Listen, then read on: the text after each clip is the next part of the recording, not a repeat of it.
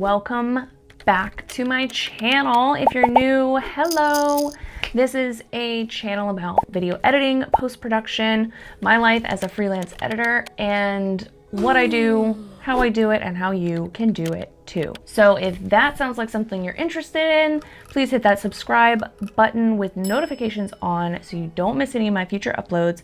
And today we're talking about getting into Premiere, opening it up, and starting a project. And again, we're still going very slow. We're slowing it down. We're going really step by step. And if you watched the last video that I made, it was all about what kind of computer you needed to get started as a video editor, if the computer you have now can run the programs that you're interested in. I'm guessing you have a computer and you have Adobe Premiere downloaded or a trial version and you're ready to get started. Let's open it up and see what happens.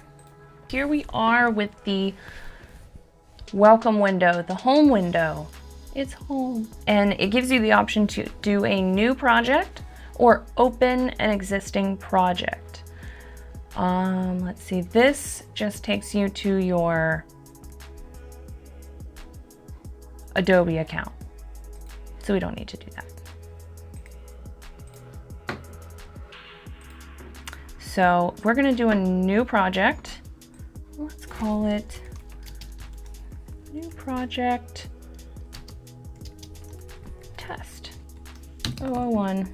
So you name your project, whatever you want, and then down here in the location, this is where the project file will go. So right now it's giving a default to the user.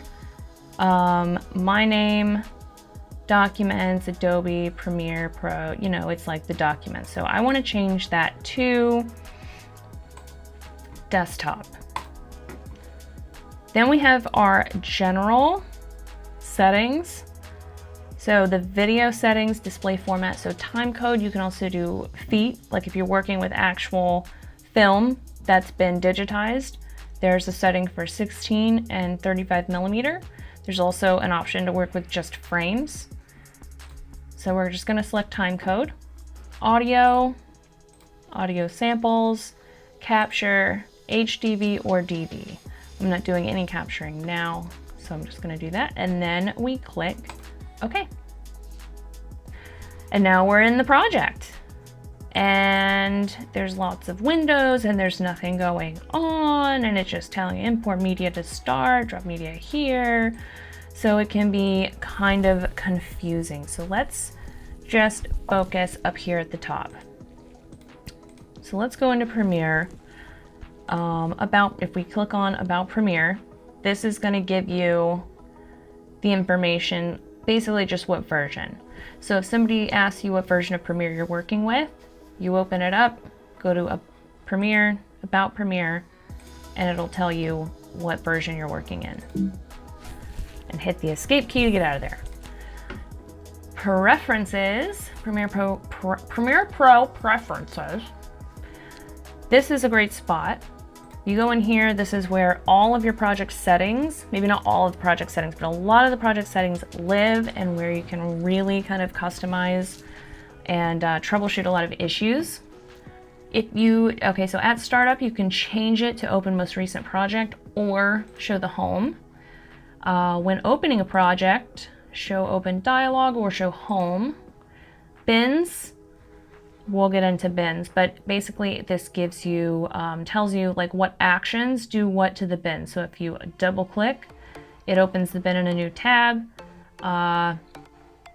If you hit command and click, it opens it in place.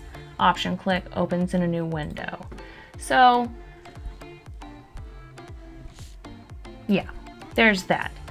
Projects, same thing. It just tells you, what action does what to a project. Let's see, these are all show event indicator, show tooltips, show workspace reset warning, dialog on double click, show project load error dialog. So this is just like if you want these warnings to pop up, maybe you don't. Appearance, brightness. Oh, look at that. It changes. I like it dark. Highlight color. I don't know.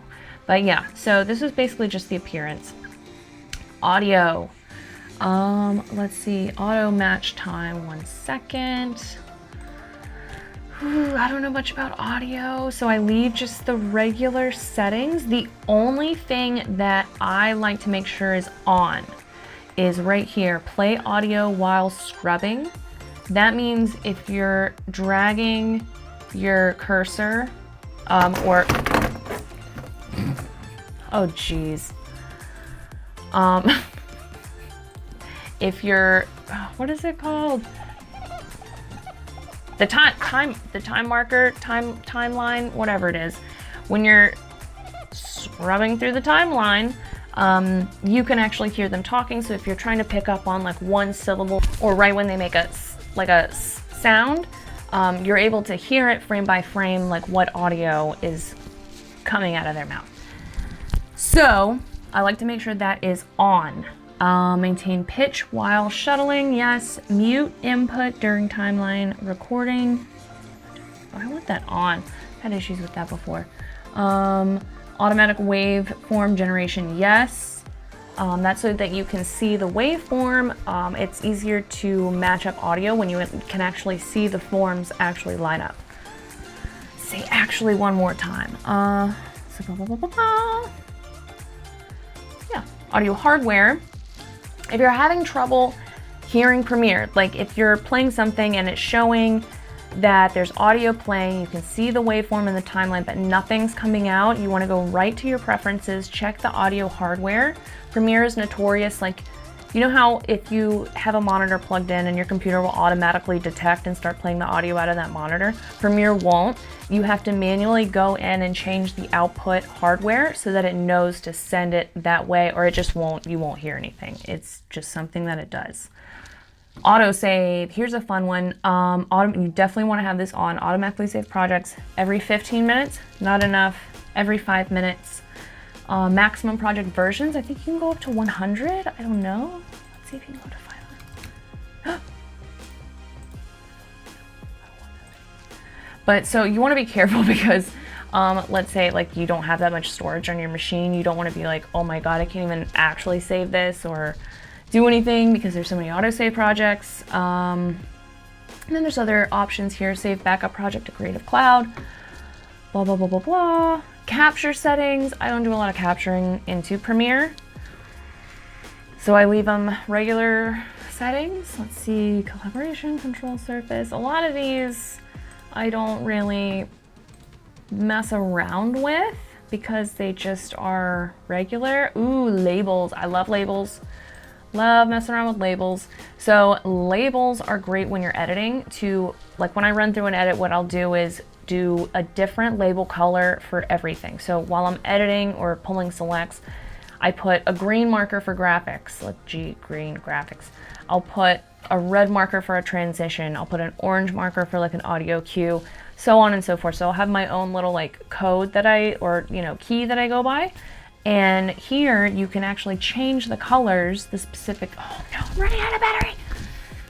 You can change the colors of the labels to your preference. So if there's something you remember better, you can change the colors here.